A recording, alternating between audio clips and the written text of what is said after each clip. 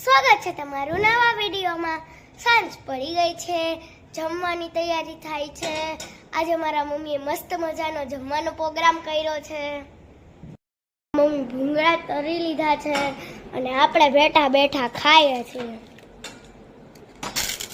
હાલો બધે ભૂંગળા બટેટા ખાવા।